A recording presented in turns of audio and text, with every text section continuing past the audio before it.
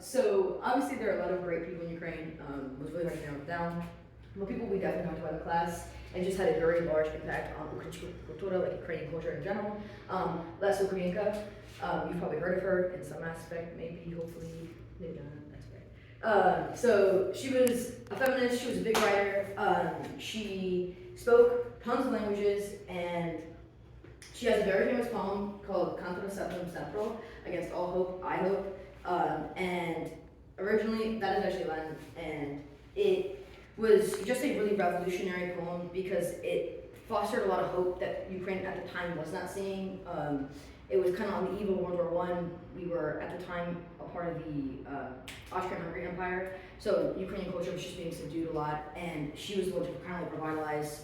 And you probably heard like Tarashenko also kind of grouped into along with her, was just trying to revitalize the Ukrainian culture and Ukrainian language, because at the time it was banned, and you just had to be able to speak. You had to be able to find a way to write in Ukrainian. That is a common theme that you see throughout all types of culture, even today. We all try to hold together our history because for our entire Ukrainian existence, everybody has been trying to take things away from us. So we always try to hold up our freedom, nationality, everything about us, and we just want to share it. Yeah. Our big first, Andraій Шептицький, he was the bishop of the East Catholic Ukrainian Church.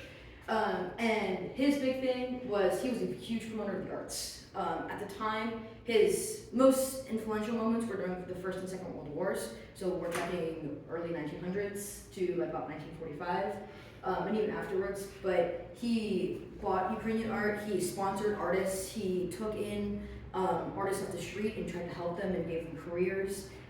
Very notably, the kind of bad backstory of his that he actually did welcome the Nazis into Ukraine at the first, because when he first saw them, he thought that they were going to be good for them because they were not Russian.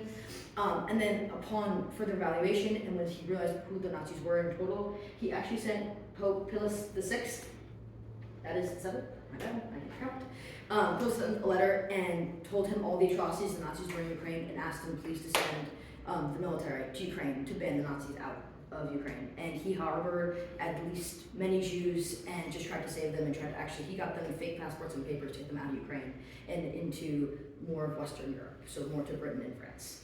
So that was a really big accomplishment of his, and because of him, we actually have a lot more works of Ukrainian art that were saved, that were not pillaged by either the Nazis or the Russians. He saved a lot of them in churches, because that's where he could find places to put them.